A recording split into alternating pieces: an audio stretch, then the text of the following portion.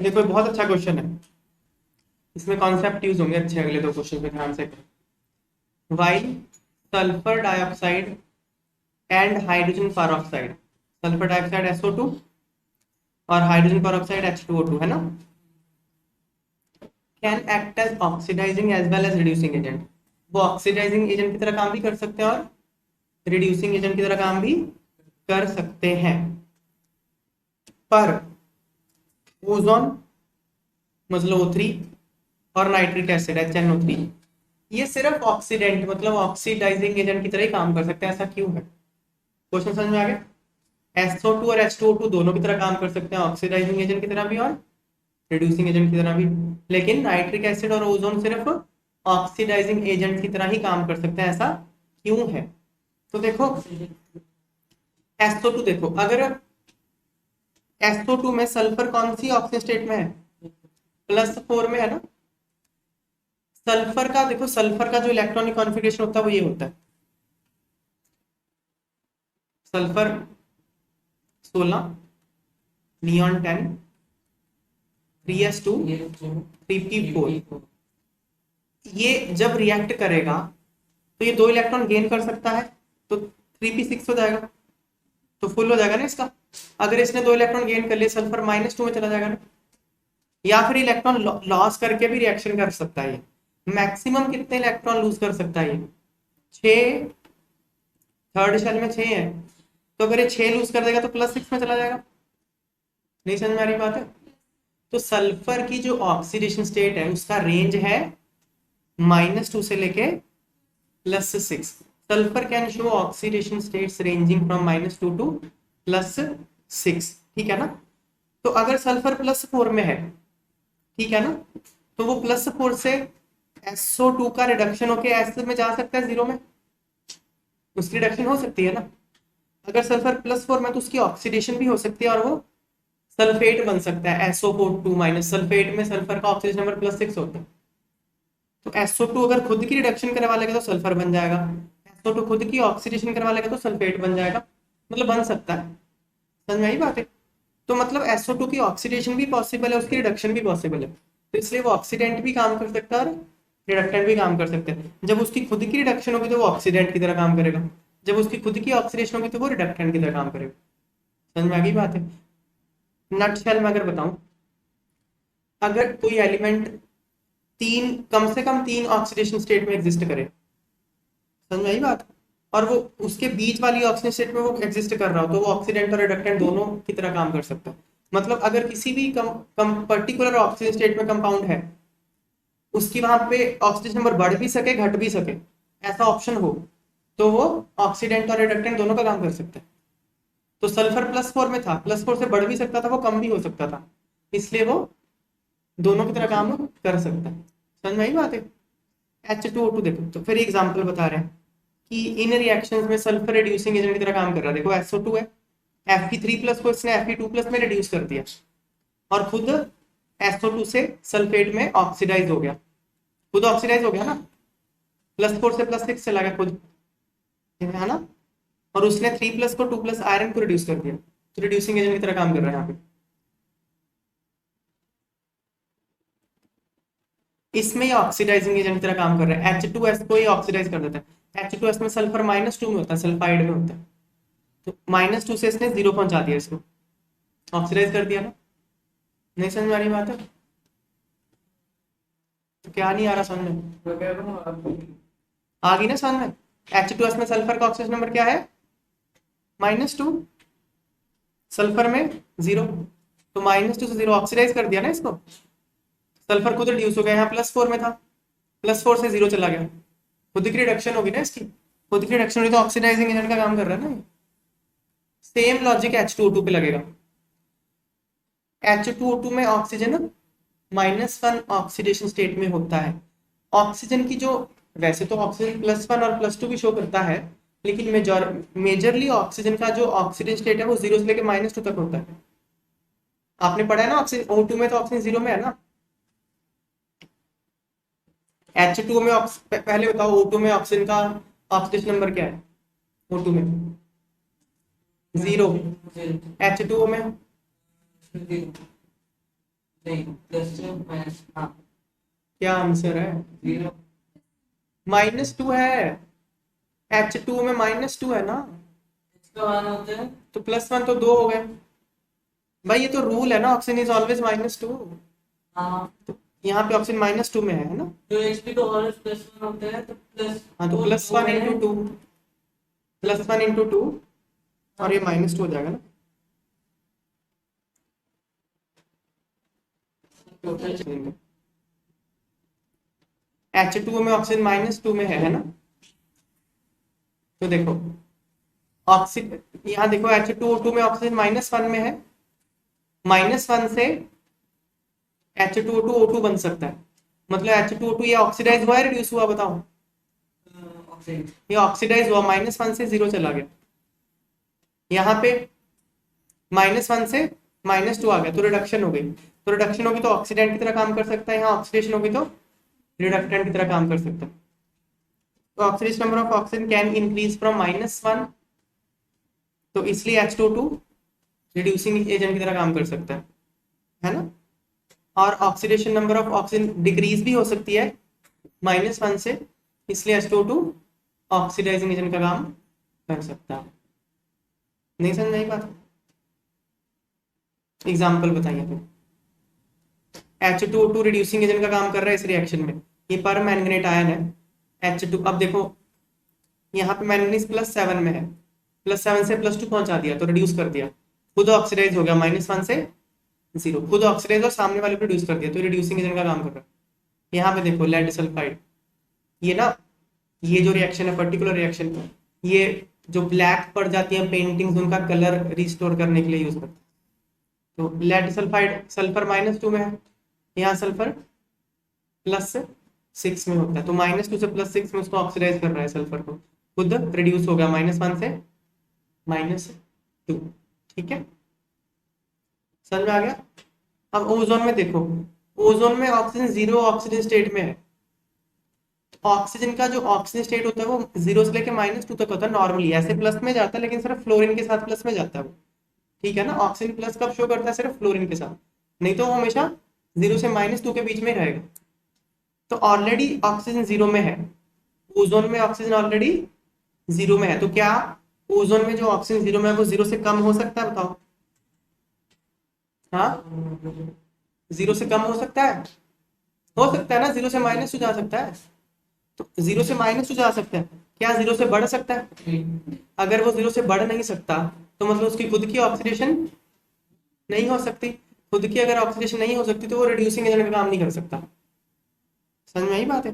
Oxidising agent का काम कर सकता है खुद की, क्योंकि वो खुद कम हो सकता है उसका ऑक्सीडेशन नंबर, तो खुद की रिडक्शन हो सकती है, तो ऑक्सीडाइजिंग एजेंट को कर सकता है। समझ में आ गई बात है? तो क्योंकि ऑक्सीजन 0 में है और ऑक्सीजन का जो रेंज है 0 से -2 होता है, तो oxidation number of oxygen can decrease from 0, तो O3 can act as oxidising agent. But oxidation number of ozone बढ़ नहीं सकता 0 से, तो बढ़ नहीं सकता मतलब उसकी खुद की ऑक्सीडेशन नहीं हो सकती, इसलिए वो रिड्यूसिंग एजेंट की तरह काम नहीं कर सकता। अगला देखो HNO3, HNO3 में नाइट्रोजन +5 में होता है। ठीक है, +5 में होता है नाइट्रोजन। अब नाइट्रोजन का देखो, अब nitrogen atomic number 7, 1s2 2s2 2p3 2p3। Outermost shell में 5 इलेक्ट्रॉन है, ये अगर 3 गेन कर ले तो 2p6 हो जाएगा, इसका ऑक्टेट पूरा हो जाएगा। 3 गेन कर लेगा तो -3 में चला जाएगा। मैक्सिमम 5 लूज कर सकता है, पांचों के पांचों लूज कर दे तो +5 में, तो -3 से लेके +5 तक इसकी रेंज है ऑक्सीडेशन स्टेट की। ठीक है ना, क्या +5 से ज्यादा हो सकती है नाइट्रोजन की ऑक्सीडेशन नंबर? नहीं हो सकती। तो नाइट्रोजन HNO3 में ऑलरेडी +5 में है, अगर वो ऑलरेडी +5 में है तो +5 से ज्यादा बढ़ नहीं सकता, मतलब उसकी खुद की ऑक्सीडेशन नहीं हो सकती। HNO खुद खुद अगर ऑक्सीडाइज नहीं हो पाएगा तो फिर वो रिड्यूसिंग एजेंट की तरह काम नहीं कर सकता। समझ में आई बात? खुद की ऑक्सीडेशन उसकी पॉसिबल नहीं है तो रिड्यूसिंग एजेंट की तरह काम नहीं कर सकता, बट ऑक्सीडाइजिंग एजेंट की तरह काम कर सकता है क्योंकि खुद की रिडक्शन पॉसिबल है। समझ में आई बात है? Oxidation number of nitrogen can decrease from +5, क्योंकि नाइट्रोजन का ऑक्सीडेशन नंबर +5 से कम हो सकता है, मतलब उसकी रिडक्शन हो सकती है, इसलिए HNO3 ऑक्सीडाइजिंग एजेंट की तरह काम कर सकता है। But oxidation number of nitrogen can not increase from +5, कोई बात होगी, मतलब नाइट्रोजन +5 से ज्यादा नहीं कर सकता, मतलब उसकी खुद की ऑक्सीडेशन नहीं हो सकती, इसलिए HNO3 रिड्यूसिंग एजेंट की तरह काम नहीं कर सकता। अगले दो रिएक्शन देखो, बड़े इंटरेस्टिंग, आपके सिलेबस +2 में आए, तो वहां ना रटने, फिर ना स्टूडेंट्स वहां रटने लग जाते हैं, क्योंकि 11th में सोते रहते हैं, क्लास में सुनते नहीं है, फिर 12th में लगता है कि रटना पड़ेगा क्या। सारा लॉजिक यहाँ बता रहा हूं मैं, देखो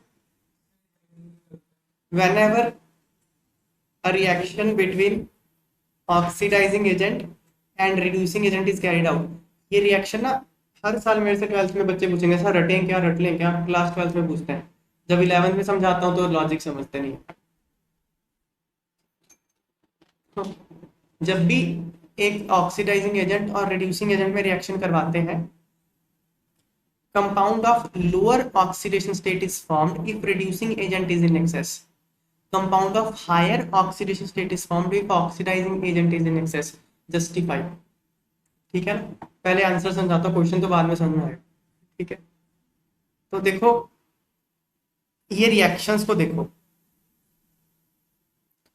ये रिएक्शंस को देखो, ये व्हाइट फास्फोरस होता है, ये ना method of preparation of PCl3 and PCl5 है, ये आपके सिलेबस में है, ये PCl5 और PCl3 को बनाने के तरीके सेम रिएक्शन है, ठीक है। तो यहां बताओ पहले P4 का ऑक्सीडेशन नंबर कितना है, फास्फोरस का 0, यहाँ पे क्लोरीन का 0, यहाँ फास्फोरस का 0, क्लोरीन का 0, यहाँ पे क्लोरीन क्लोराइड की फॉर्म में तो -1 में है, यहाँ क्लोरीन -1 है, तो फास्फोरस कितना आ जाएगा +3, यहाँ फास्फोरस +5, ये सब बातें क्लियर है ना। अच्छा, यहाँ पे ऊपर देखो फास्फोरस की क्या हुई है, ऑक्सीडेशन हुई है ना, 0 से +3 ऑक्सीडेशन हुई है ना इसकी, तो अगर इसकी ऑक्सीडेशन हुई है तो ये क्या है, हाँ नीचे वाले की भी यहाँ क्या हुई है, ऑक्सीडेशन हुई है ना, जिसकी ऑक्सीडेशन होती है वो क्या होता है, रिड्यूसिंग एजेंट, ये है रिड्यूसिंग एजेंट। सिमिलरली क्लोरीन की 0 से -1 रिडक्शन हुई है क्लोरीन की, तो वो ऑक्सीडाइजिंग एजेंट है, यहाँ पे भी है। तो इन दोनों रिएक्शंस में आपको पहले ये पता चल गया ऑक्सीडाइजिंग एजेंट कौन है, रिड्यूसिंग एजेंट कौन है, चल गया पता। अच्छा ऊपर यहाँ देखो, मैंने 6 क्लोरीन लिया, यहाँ 10 क्लोरीन लिया, तो एक्सेस किस केस में लिया, एक्सेस किस केस में लिया, केस 1 में, केस 2 में, केस 2 में मैंने क्लोरीन एक्सेस में लिया। क्लोरीन क्या है, ऑक्सीडाइजिंग एजेंट है ना, तो केस 2 में मैंने क्लोरीन लिया जो कि क्लोरीन ऑक्सीडाइजिंग एजेंट है, तो फास्फोरस +5 में पहुंच गया। देखो देखो फास्फोरस जो है ऑक्सीडाइज हो रहा है इस रिएक्शन में, ऑक्सीडाइज होके फास्फोरस कहाँ जा रहा है, फास्फोरस ऑक्सीडाइज होके जा रहा है +3 में और +5 में, यहाँ +3 में जा रहा है, यहाँ +5 में जा रहा है, +3 और +5 में हायर ऑक्सीडेशन स्टेट किसकी है, +5 हायर है।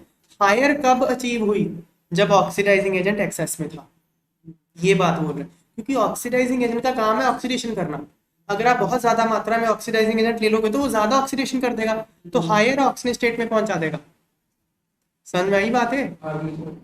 फिर देखो अगर रिड्यूसिंग एजेंट एक्सेस में है, तो कहने का मतलब ऑक्सीडाइजिंग एजेंट कम है, भाई रिड्यूसिंग एजेंट एक्सेस में है अगर, ये वही बात होगी ना कि ऑक्सीडाइजिंग एजेंट कम है, तो अगर देखो सुनो दोबारा बताता हूँ, अगर तो ऑक्सीडाइजिंग एजेंट एक्सेस में है तो वो अपना काम ज्यादा अच्छे से करेगा और हायर ऑक्सीजन स्टेट में पहुंचा देगा, ये बात क्लियर होगी।